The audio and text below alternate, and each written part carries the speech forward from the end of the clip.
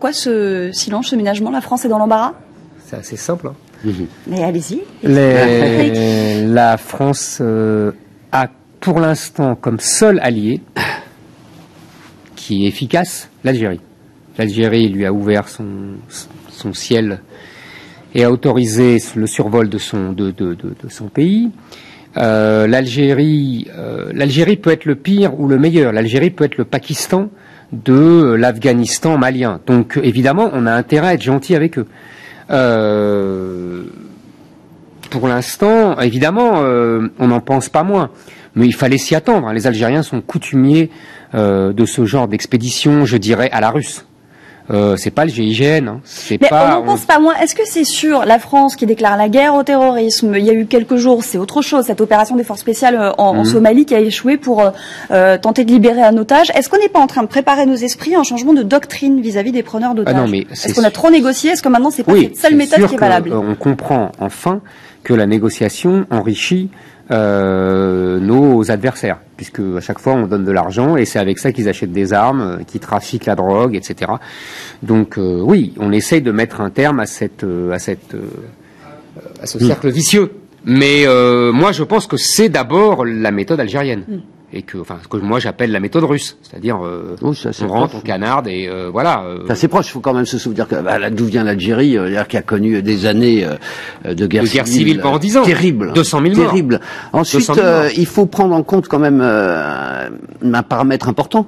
C'est une prise d'otage massive aussi. Enfin, c'est pas une prise d'otage comme les autres non plus. Je veux dire, ils ont pas pris quelques touristes, voilà, une poignée.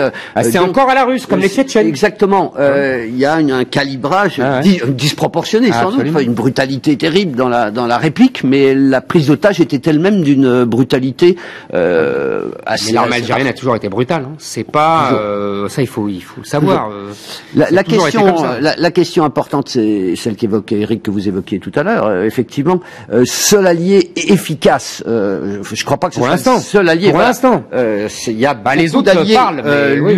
L'Algérie, elle, c'est vrai, a un rôle géographique, diplomatique essentiel. Il faut quand même se rappeler qu'il y a quelques semaines encore, on disait que l'Algérie était pour le moins ambiguë dans ses relations avec les islamistes. Mais il est vrai qu'elle avait une autre stratégie en cours, qui a été rompue, qui était d'essayer de séparer les islamistes en deux et de négocier avec la partie la plus modérée pour accroître les contradictions internes. Non, mais pardon-moi, Nicolas, c'est pas la partie. Oui, mais d'après moi, c'est pas la partie la plus modérée. C'est parce qu'on oublie toujours que dans cette région, il y a des affrontements religieux et ethniques. Il y a aussi des affrontements mafieux.